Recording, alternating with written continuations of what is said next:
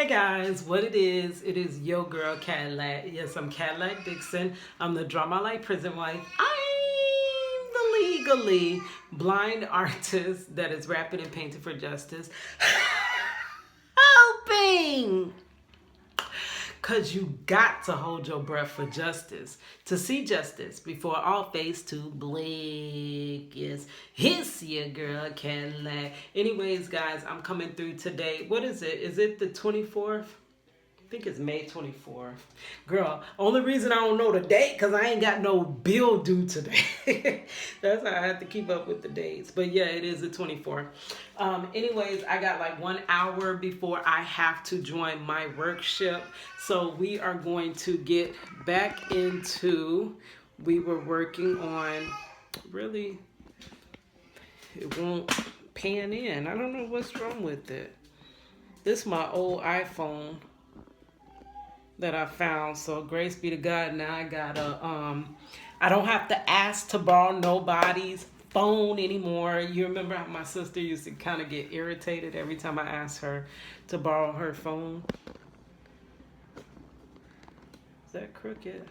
But now I got my own phone, and then I got my regular phone. So I got one phone to record on and one phone to play, to call, to do whatever I need to do. So that is a blessing that I do not have to ask anybody for anything. You know how folks get when you have to ask for stuff. But it is 3:01 now, so I do have an hour. And then I gotta go throw my second skin on my checkered skin, which is my uniform. Get me something to eat and rush out the door. So we're gonna finish up Richard Taylor's. This is his video being falsely accused and exonerated, Tuesday's testimony. This will be linked in the description box whenever I get my description box together. And then right after that, we're going to go into his video covering the wrongful conviction of the Ohio 4. As you see, I'm just about done. It's looking good. I'm just going to fill in the hair, work on the shirt, the hands, which hands are kind of, difficult. You need to take a little bit extra time with the hands, because the hands, when they off, they just look weird. So I gotta get them right. And then the last thing is blending. I don't know how much I'm gonna get in on this session. I do have my grandchildren on the other side of that door. My daughter, they out there watching Coco Melon. So if you can hear them through the door, then just forgive me. Anyways, let's get into it. I'm gonna try not to do as much talking, just drawing, hopefully. So let me show you first the picture of Richard Taylor that I'm doing from Taylor House Publishing, yes. I need to get myself back on track, girl. It is hard to build your own thing while you're trying to, being a full-time worker. Y'all know I talk about that a lot. This is the picture I'm doing of him. Can you see the picture side by side if I do like that? Does it look alike? I think it is, but I don't know. Sometimes a picture, you got to go back to it. You got to take yourself away from it and then come back and see. But yeah, so I'm a graphic designer, a whole graphic designer, but I'm trying to build my freelance business in the backgrounds of being a full-time restaurant employee and a prison wife and a grandmother and a caregiver. All this other stuff. So my art and my graphic design goes on the back burner. But I was supposed to publish a book. It's a children's book. So I was supposed to illustrate it, finish the illustrations. I literally have just the cover. The cover is all I have. But I want to go through, finish my illustrations, write the story. It is Daddy-Daughter Dance. It is the true story of my daughter being upset because she wanted nothing more than to go to the daddy-daughter dance, but of course she couldn't because her father is in prison for a crime he did not commit. Let me add that in. So she was like, all the other kids have dads. Why don't I have a dad? And I'm like, you do have a dad. Your dad just is not here with you. So I want to finish that. It's for all the kids whose fathers are, well, daughters whose fathers are incarcerated. Um, just because my daughter couldn't relate to anybody. Like, she didn't know of anybody else going through the same thing. So a lot of time through books, it can, make you feel like you're not so alone. So let's go.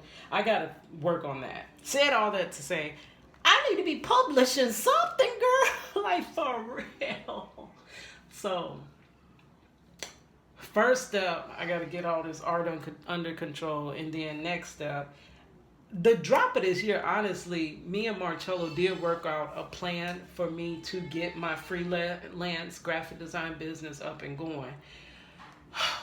But I got threw off my rocker by getting sick earlier this year, and now here we are going into June, which means half the year is gone, and I haven't, that list he made to hold me accountable. And then you start feeling like you're so far behind that you can't catch up, so what's the point in trying to catch up? And so you just get into the loop of going to work. You get so frustrated and see that your plans are nowhere near scheduled, going as scheduled. So you kind of get frustrated and just focus in on what actually gives you that check. So it's a push-pull. It's hard. It's hard to build your dream in between. Oh, I love that. Hold on. It's hard to build your dream in between building someone else's or something else. I got to work on that line, but I like how that's starting to sound. It's hard to build your dream in between.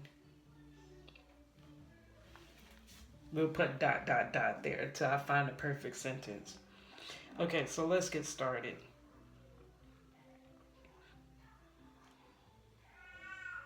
This is part 6. I didn't want to be in that position. So, I went to trial. It was a week-long trial. Sharpen my pencil.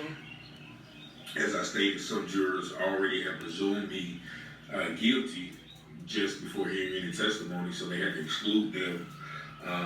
That's crazy. But one thing that let me know that, this is a very, very corrupt and just system, because the day before the trial, like at the trial, before we pick the jury, my lawyer comes in. He said, well, Mr. Taylor, B. Thomas Reed, he said, Mr. Taylor, she's offered you a pretty good deal. I mean, like, for real, like, honestly, I would take it.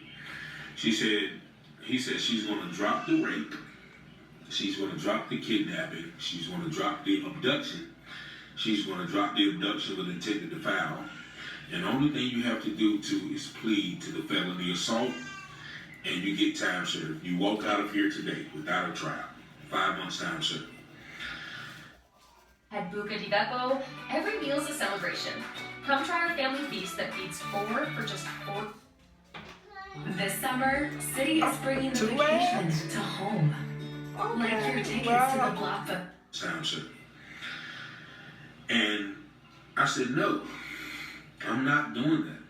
Now, normally a guy would, probably any other person would have had. But first of all, one reason why is because I was already on probation for an earlier drug charge, which I will tell you about in another testimony.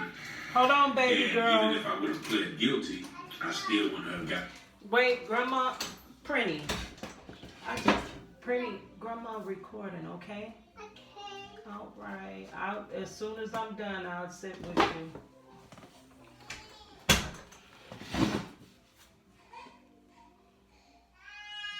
Out of jail, because that would have been an automatic violation of my probation.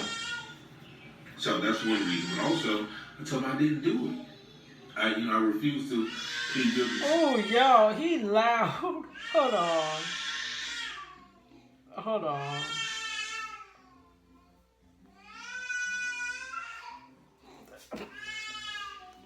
Uh, if I have time, I'm gonna have to go clip this out because this is crazy.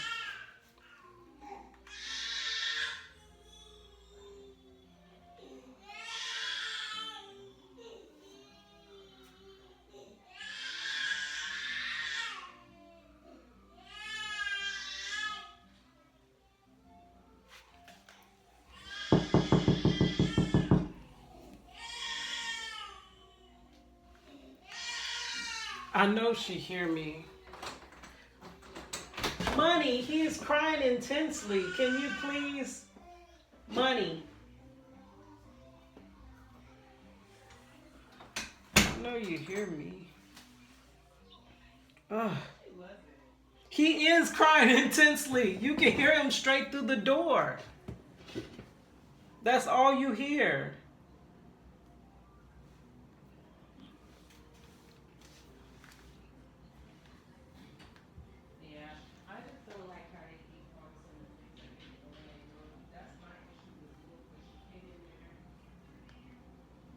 Which I will tell you about another testimony. You know, now, normally a guy would, probably any other person would have had. But first of all, one reason why is because I was already on probation for an earlier drug charge, which I will tell you about another testimony.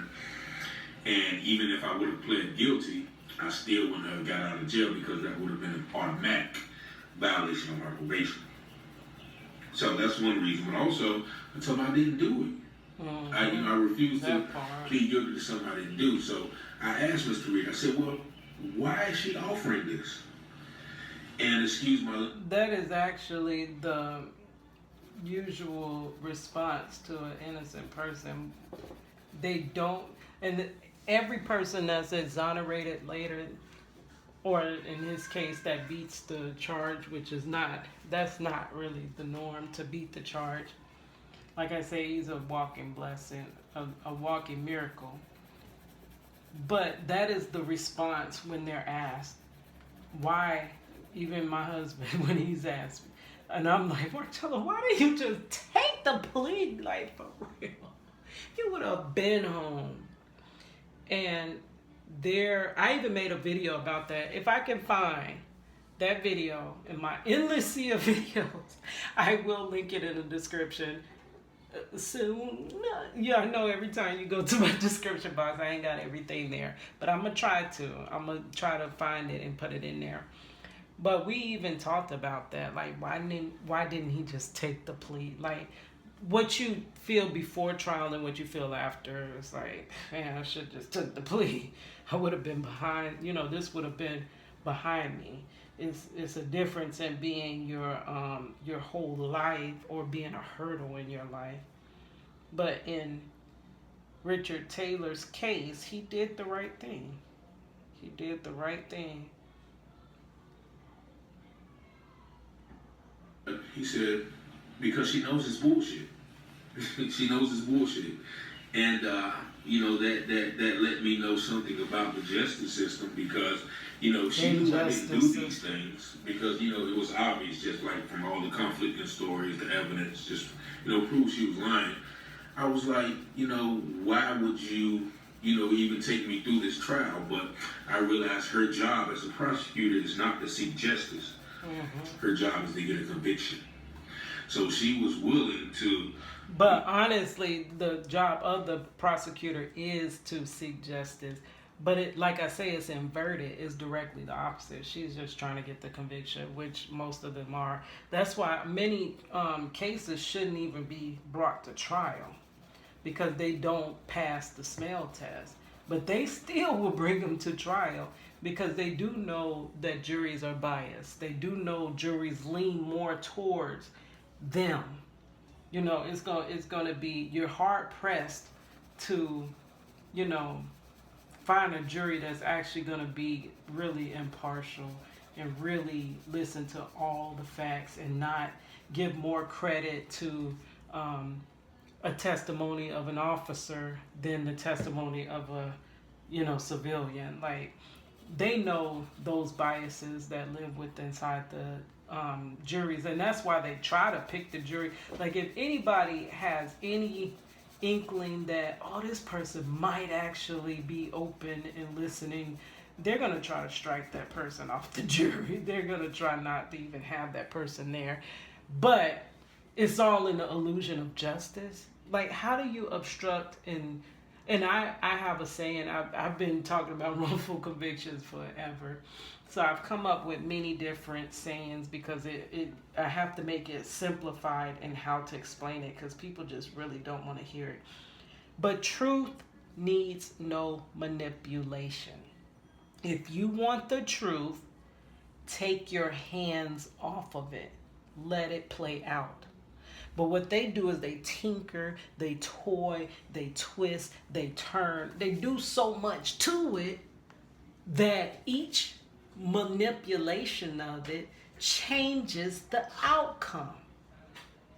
And this is why, I know you kidding me, when my phone is supposed to be on Do Not Disturb. I know you are kidding me. This don't be nothing but, this be the enemy obstructing justice in my life. Like anytime I try to do something, I promise you, it's so aggravating. That's irritating and aggravating all in the same word. Let me just get back to this. It's going to be time to clock in. So 3:16. John 3:16 is what that always reminds me of. For God so loved the world that he gave his only begotten Son, that whosoever believeth in him shall not perish but have everlasting life. Yes, okay, so let's get back to it. After they done ruined my video.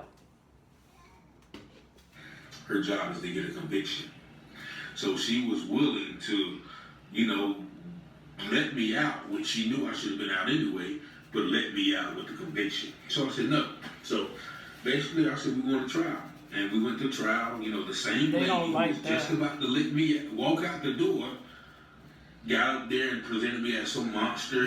And had he lost, they tend to give you more time than before. They throw the entire whole library, not just the book at you. They throw the library card, the attendant. They throw all that at you, girl. So don't lose no trial. You go to trial, you better win. You better win. And I'm like, can't we even? I even told her, I'm like, well, can't we just tell the jury that she just tried to give me a plea to let me out? But he was like, no, we can't do that because it goes against ethics and all. I'm like, so I'm really not understanding. But nevertheless, we got on. We went to trial. They put her on the stand. Like, all of her stories didn't add up. He caught her in so many lies. He asked her questions. Yeah. You didn't talk to him. No. Well, man, look at this right here. And that's the thing. The truth, you wouldn't be caught in all them lies. The ends kind of tie together. It's going to make sense. It's not going to leave all these holes, all this reasonable doubt. But that's what happened in my husband's case. They conflicted each other. They were going back and forth. It was like none of it was making sense. They were caught in lie after lie. Then you got to say one lie to cover the last lie because that got caught. Like, how does that make sense if that was true? And in the end, you thinking the jury see through this. Like, I know. That's why when we went to the last, I'm not drawing, I'm sorry. It's hard for me to talk and draw, girl. It'd be hard for me to multitask. But when we went to the last jury deliberation, while my husband was being tried, we sat through that whole trial, and I was like, well, you coming home, because clearly they have been caught in lie after lie. They lied. Even the officers were caught in conflicts and lies. Like, literally, it was even proven that the officer was not telling the truth on the stand, and it was so much. I'm like, yeah, you coming home. Like, let's finish this up so we could, get on with our lives. And Marchello's public pretender, which he say, I'm not a public defender, I'm a crime specialist, because he had a public defender. They even set him up in that. They had to change his public defender to a private lawyer. And this is where this man is saying, I'm not a public defender. He got offended because I called him a public defender. He was like, I'm a crime specialist, which means you actually, this is your thing and this is where you specialize in. And he was like, he got this man off to have blood here, blood there, blood everywhere. But lost Marchello's case with no DNA, no weapon, no evidence, no fingerprints, no eyewitness, no nothing. You botched this case, but you won that case where it was blood here, blood everywhere, blood. Like, are you kidding me? But anyways, he's like, so, Mr. Jackson, if you lose today, just if you lose, but we're not thinking you're going to lose, right? Do you want to be sentenced today or do you want a sentencing day? And we're deers in headlights. We have no interaction thus far. I was 20 and I believe I might have turned 21 and Marchello was 20. So he's like, we're like, what is this? We didn't know nothing about the system whatsoever. And what's a sentencing day? He's like, well, you can get character witnesses and try to plead, and the judge might go more lenient on the sentencing. So I'm like, what does it even matter? He's coming home. So he's like, I have to know, does he want a sentencing date or does he want to be sentenced today? So we're like, okay, just, do the sentencing date.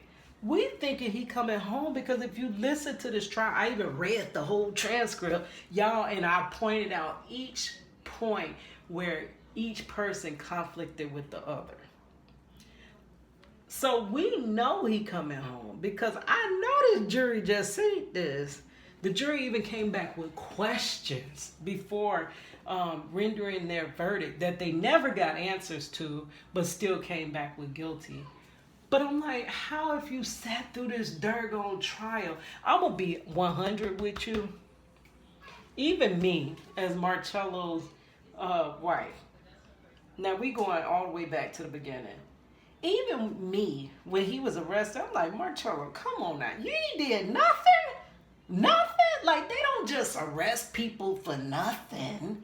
You ain't had nothing? Like, I did not even believe. Like, I'm going to believe him because, he's my husband or whatever. He was my, back then. But I still had the little side eye. But once I sat through that trial, girl, I sat through the trial. And I watched and I seen for myself. That's what opened my eyes to this justice system. I'm like, hold on now. You're innocent? You're really innocent. That's what made me know Marchello was innocent. And then as I got older looking for help, quote unquote help, or they always like to tell you, oh, there's pro bono lawyers that go out there looking for cases like that. And then they tell me, oh, there's places you can go. Like they have the Innocence Project. Do you know how backed up the Innocence Project is? We've wrote them. We've hit under every rock you can think of. Innocence Project said, please do not contact us back. If you don't hear from us, we did not take your case. That is because they are swamped.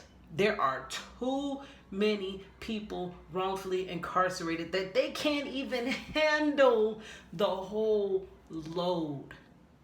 So what Project Reach the World really been about was one, trying to break the story, because once the story is broken, I know people will come out the woodworks trying to assist us. But right now, while this story is under the rug, I don't know. It's crazy. But I just knew that the jury could see through this, but they didn't. They came back with guilty and in the heights and with the weapon that you don't even have. How you charge him with a weapon that ain't even there? It's a hearsay weapon. But that weapon holds so much weight. That hearsay weapon. There's no evidence of weapon used in my husband's case at all. They don't have the weapon, which is a bold-faced lie. If there was a weapon, there's no possible way they did not recover it when Marchello was wrongfully arrested. They're lying. And they say they gave good search for, but could not find. But there was one because our witnesses say there was one. Witnesses have no wounds. The weapon was said to have been pointed but never fired. There's no evidence of weapon. But charged with weapon, Marcello's sentence goes from, because they got weapon enhancements, it goes from 10 years wrongful conviction to, the judge says, I want to give him life. But just so he has a second chance at life, I will only give him 40 years. I remember trial almost word for word. This is why I illustrated the trial. Like, I literally drew it out like I was a courtroom reporter. Girl, this day is forever etched in my mind, which was April the 10th, 2002. We just hit 23 years that my husband been wrongfully incarcerated. But yeah, you think that they can see through all these lies, but they don't. They come back and render a verdict. And it's like, if you believe there was no weapon, but Marchello did commit the crime, but you believe they haven't proven a weapon, you can charge him without the weapon. No, they was like, no, we gonna go full-fledged. We gonna do it all the way. Charged in the highest with the weapon that you ain't even got and you got no evidence of. But he said, I want to give him life. And now going back, I know that was a saving grace for Marchello. Like I said, anybody that got an outdate is truly blessed. Because they wouldn't even flinched and would have gave Marchello life. And in that case, it would have been almost no point in fighting. Now we see how hard it is to overturn a wrongful conviction, that we're just trying to outlast the wrongful conviction. We're just trying to outlast it, which he probably be released around 2035? From 2002, y'all. I don't even know how I made it this long with him, this far, under these circumstances, raising our child together through prison visits and overly expensive phone calls. Price gouge. This is also probably a reason, you know how much money I would have had my husband not been wrongfully incarcerated? Just trying to hold him down through money, through keeping him fed, because they don't feed them correctly in there. But my tax dollars are supposed to be feeding them. But yet the family has to break their bank so that the person could truly eat the way they should be eating. And to keep communication, to attempt to keep your family together, you're paying all this money. Now they got the emails. Now they got the video visits. They got anything that they can just stack up. This is a money grab. It's a money grab. This is why. But do you know, society and our family would have been better off for my husband to be at home with us, right? But it pays more for him to not be at home with us, but to be in there. They're already getting paid for him being there.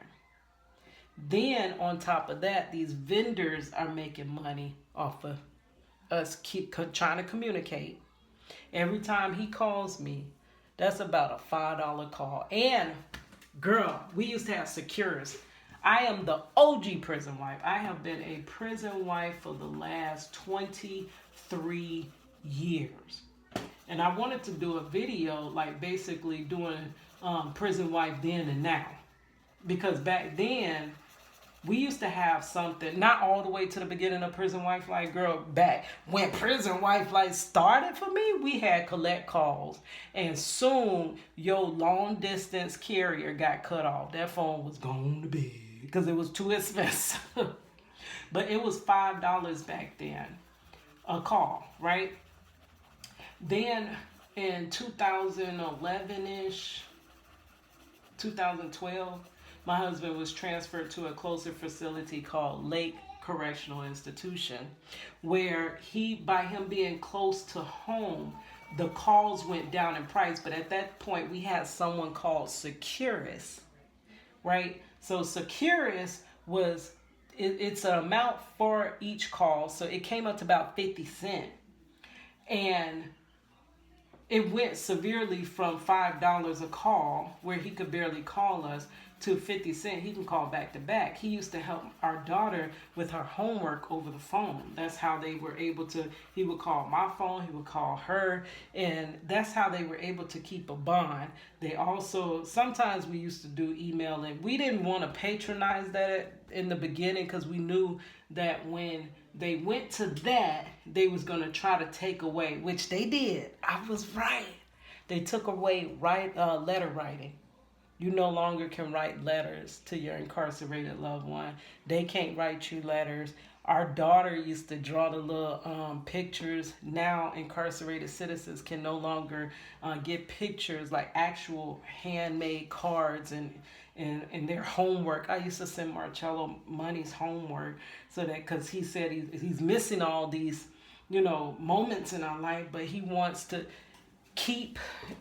see like her work and this and that. And one of his requests was for me to keep all her homework. And I do. I have a box. I have a box with all my daughter's classwork from kindergarten to all the way up.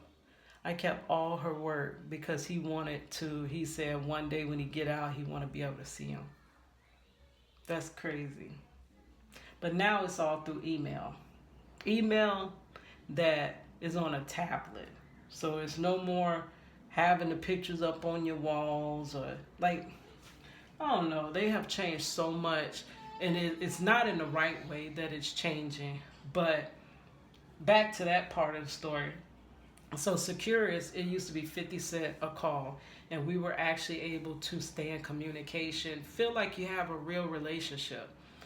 But then he ended up all the way up on the Alabama line. In 2020, they transferred him to where he was on Florida-Alabama line, which is very far from us.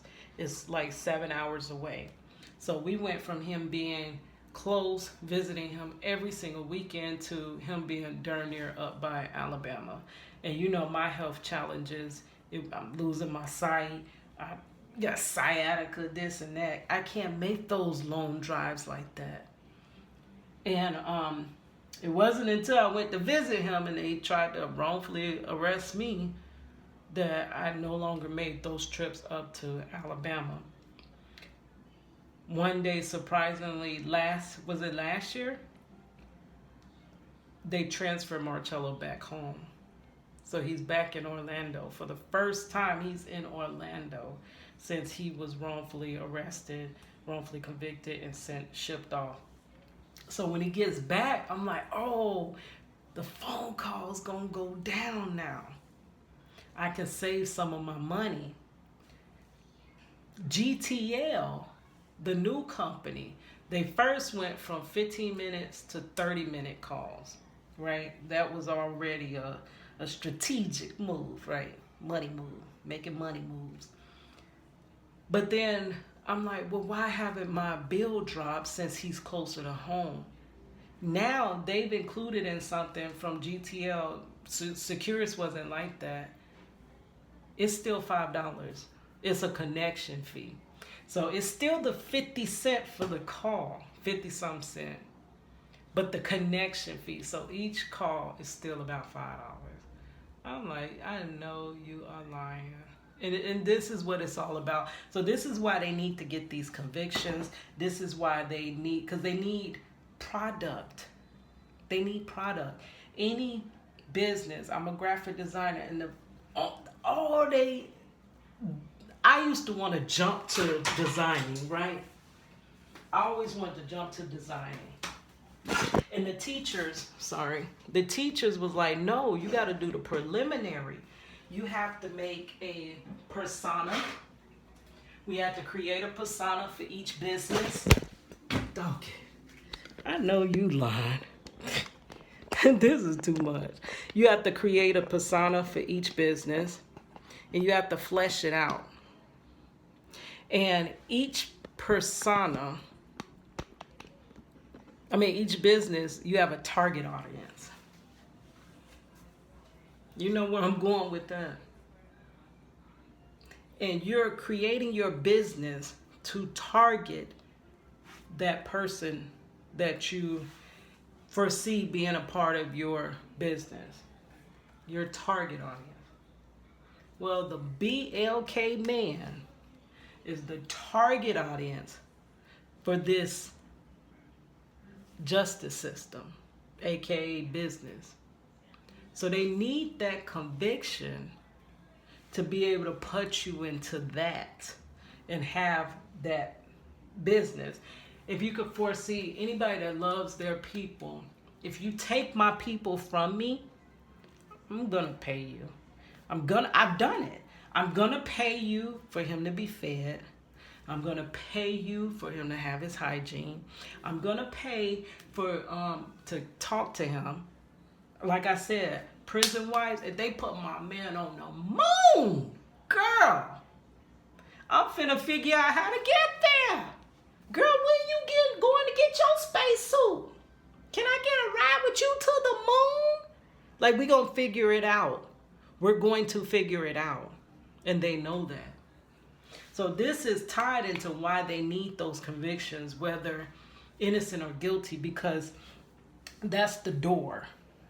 And then once you're in that door, lawyers getting paid, they getting paid, phone companies getting paid, food vendors getting paid. What they got now? They also got, what's that stuff? Now they got where they trying to do almost like fast food for them, where they don't have to eat not the vending machines, the chow stuff, which they definitely don't want to eat that.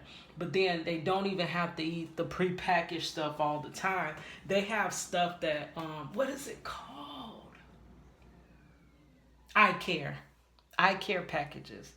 This is like when you're ordering almost restaurant style food for them to be delivered and cooked in a different manner for them.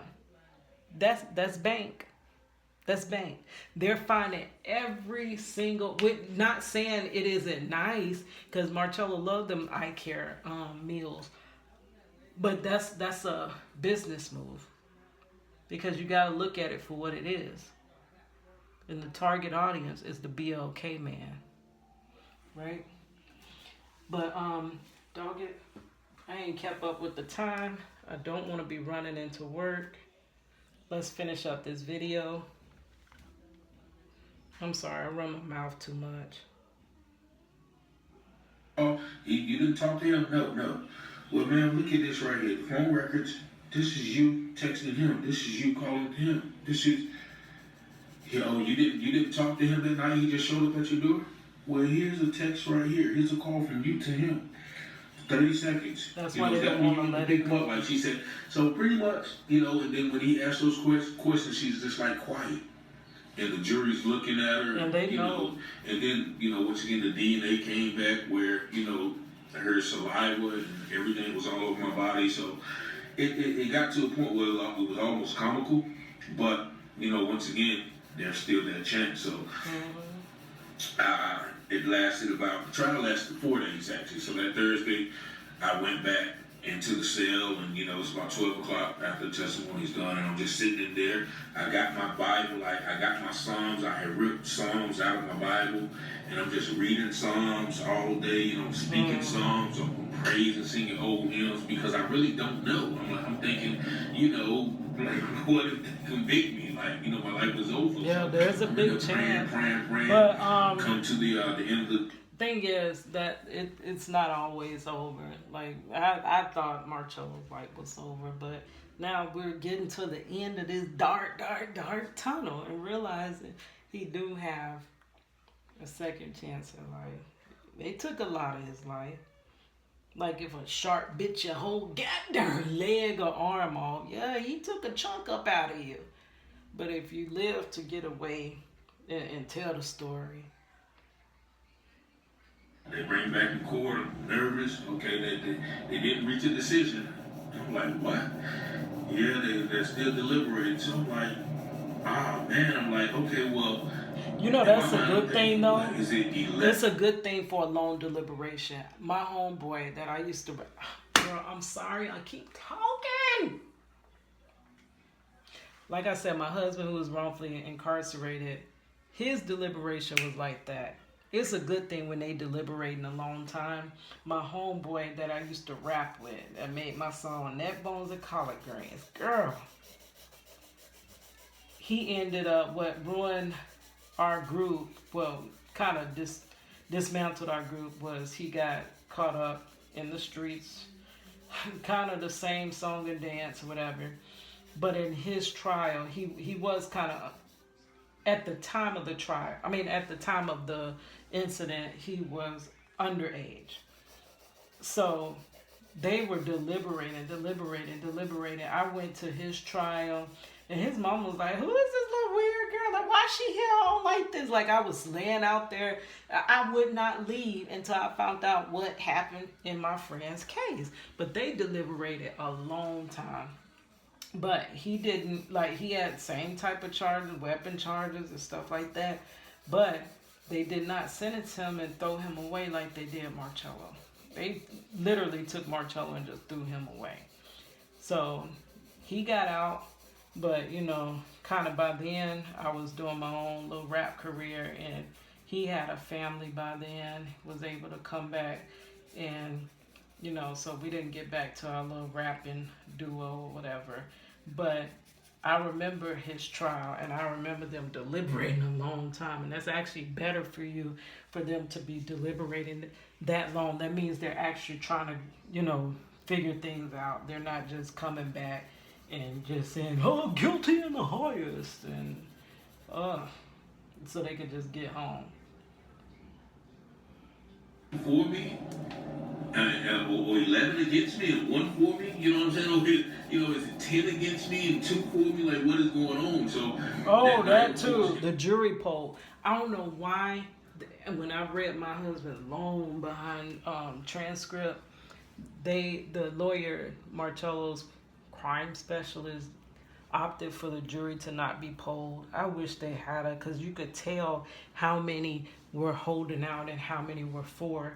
But our governor, Ron DeSantis, is trying to, I don't know if he got it changed. Most likely he did, because anything that's not in our favor, they get it done. Where he didn't want it to have to be that many that say you guilty. It could be a lesser number, so it's easier to find a person guilty if people are holding out. I got to go back and see exactly, did they pass it? I'm sure they did, because anything that is for us, they do not pass. They throw off the books. But anything that don't make no dergone sense at all, they quickly gonna pass that through bills and get that into law. So that's why I'm holding my breath. That's why I say that at the beginning of the video. I gotta hold my breath for justice. You honestly do, because you ain't gonna too much get you don't too much get justice. Whole trial, I fasted. I didn't eat anything. Wow. The whole 5 days, I had a massive headache the whole 5 days. Probably had something to do with the aneurysms I talked about in the last testimony. And that night I couldn't sleep. You know, I prayed all night. In fact, I just cried out to God, Lord, Lord, Lord. So that next day, I'm crying. Once again, I'm in the holding cell for them to deliberate. So I'm in there about 12 o'clock. I'm praying. Oh Lord, let them be deadlocked. Lord, let them be deadlocked. Let them be deadlocked. I'm praying that prayer, right? So, and then Mr. Reed comes out. I'm like, okay, man, I know that when juries are deadlocked, like how long do they let them be deadlocked before the case is declared a mistrial? He's like, I said 2 weeks. He's like, no, man, look, They don't come with, a decision, not in Virginia. They don't come with like about 2 days, you're gonna be, nah, we don't do it that long here. So, but then again, like something hit me. I'm praying for the wrong thing. I'm like, no. So I started praying, Lord, no, let them find me not guilty. Let them, Wow. I changed my prayer. You know what I'm saying? Because once again, I knew I was not guilty, but my faith was like, Lord, just let them be deadlocked. I was like, no, let them find me not guilty, not guilty. So, long story short, they came in and said, Mr. Taylor, we're ready for you. Man, I've never felt so much, just like. In an accident? Yeah, because it's like you don't know if you can plan your life or just forget the rest of your life. I can't even explain the feeling for you. I mean, I've never felt so much, just like grief. I can't even explain the feeling. And then I walk in the courtroom and there's like 20 deputies in there. So I'm like, man, they found me guilty because they know I'm probably gonna act a fool, and try to escape. So there's 20 deputies in there, my mom and everybody who was in there supporting me. And they found me, of course, not guilty. All the charges. They read out the first charge and I just broke down and started crying. But I want to cry now, just hearing the story. And, what's sad is me, like, the girl just walked out of the courtroom smiling. Like, when I was doing the trial, like, she was over there with her friends just laughing and joking. I'm like, this girl really has me on trial for my life or something. And I can't believe that. Like, what kind of heart can you have to... I understand you're disputing with the person or beefing with the person, but how do you opt to, I'm going to take this person's whole life? Like, how do you do... What in you can make you feel that way?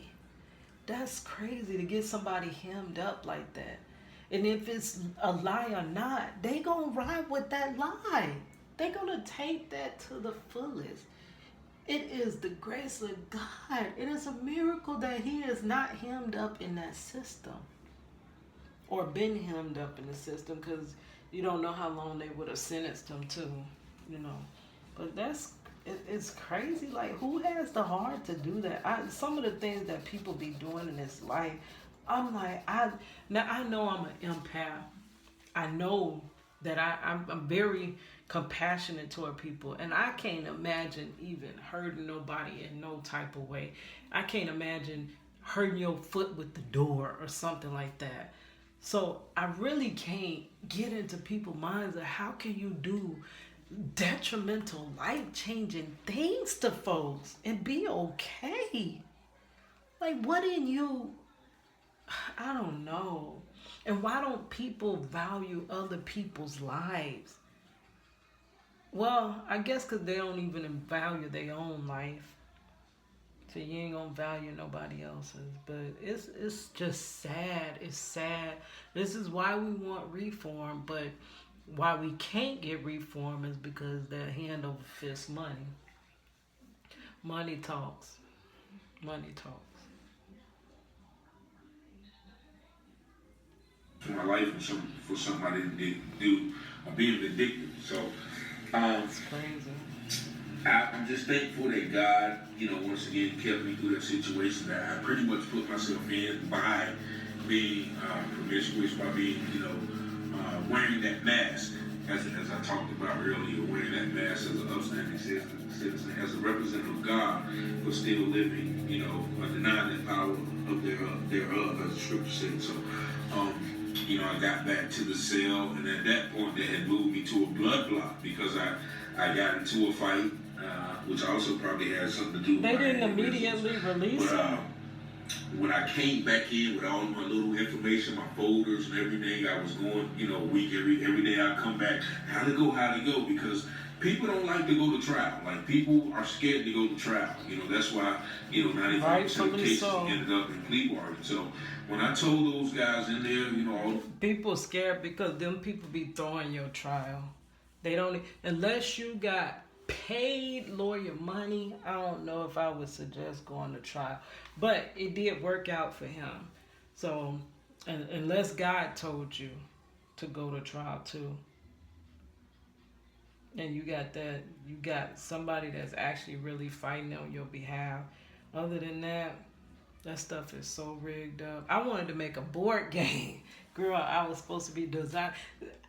This is how I got to get myself out this matrix behind John, so that I can actually be doing many of these things that. But I want to illustrate how trial is just a game. It's a board game. It's nothing more than playing the game of life. Y'all used to play life, Monopoly, with it, all those games. It's nothing more than that. That's what trial is. But for you, it's your life. But for them, it's a game. It is. It truly is.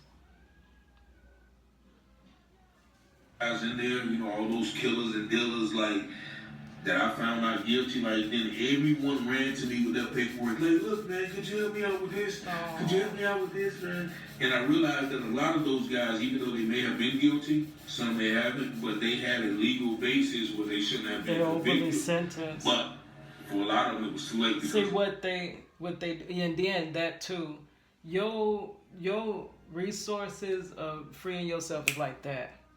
You got the initial trial go by like that. Then you got the appeal go by like that. If you get an appeal, not everybody gets an appeal. And then you got 3.850 go like that. And then you got you exhaust all your stuff like off rip within the first couple of years, and then you have nothing. Habeas corpus, that's gone. You lose that, then you have no more lifelines. And that's what I was told in my husband's case. There's nothing. We can't do nothing. It looks like his trial, he been botched. His case been botched. But it's nothing we can do. Too much time has passed and everything's exhausted. So the only hope you have is breaking his story in the media. And that's where I started Project Reach the World with Life Jennings, meeting Life Jennings on MySpace, trying to break this story. And 23 years later, story still is under wraps. So at this point, we just trying to outlive his wrongful conviction. But yeah, your stuff is exhausted just like that. And then the second thing I was gonna say is, they feel like because you're convicted that they can do whatever to you. So there are many people that have been, just like we were advocating for the second look bill, which they throw that out the window too. But many people were excessively sentenced. And many of the people that are excessively sentenced, looking back, you see, are BLK people. Having sentences that are this big, and for the same crime, a man that is not what they call YT, that is YT, have a sentence this big. This is where they can get out, do time, come back. Some of them come back, some don't. But they can get out 2 or 3, 4 times before you get out because you're black. But they don't want to admit that this system is, I don't know. So many of them probably did have, even though they were guilty of the crime, they were sentenced incorrectly. And that too is a wrongful conviction. My husband was sentenced past his score sheet. He shouldn't even got 40 years. That's way excessive sentencing. I just said that. It's way past what they should have. Even if you wrongfully convicted him, they should have sentenced him correctly. But they did both. They wrongfully convicted and gave him whatever the jail they wanted to give him, and told us to go on and have the day that you deserve. And from that point, I was a single mother overnight by force, not choice. That's my song. To all my single mothers out there by force, not choice. Hey, know that you can make it, but the choice is yours. If you never give up, never throw in the towel, just keep your head up, you'll make it out somehow. Things get rough and you're feeling all alone. And no, it's not fair to make that baby on your own. But whoever told you that life would be fair, and whoever said your baby daddy would stay there? Her 35% hard locked in jail. Her 35% don't even give a damn. That only leaves 30% true pop. So them 30%, I must give them props. See, some mamas got to work 2 jobs, they never home. Some mamas got to slip, they gotta slide down that pole. But they do what they gotta do to take care of their seed. Nothing in this life is a guarantee. Yeah, things get rough, but they ain't impossible. For answers that you need, you better search deep inside of you. You gonna have to find some way to make it through. Cause them kids got no one else, they depending on you. To all my single mothers out there by force, not choice. Hey, know that you can make it, but the choice is yours. If you never give up, you never throw in the towel. Just keep your head up, you make it out somehow. All my single mothers out there by force, not choice. Hey, know that you can make it, but the choice is yours. If you never give up, never throw in the towel. Keep your head up, you make it out somehow. Hey, it's your girl Cadillac. And with that, I'm gonna have to really end this video, girl, because I was flapping my lips too much, girl. But anyways, we about done. We are literally about done. If I get off early, I'm hoping we'll cover the video he has of the Ohio 4 wrongfully incarcerated. We're gonna do the hands, and then we're gonna finish the shirt sleeve and blend, and we're done. And then it's a book. One of his books are right here, girl. It's your girl Cadillac.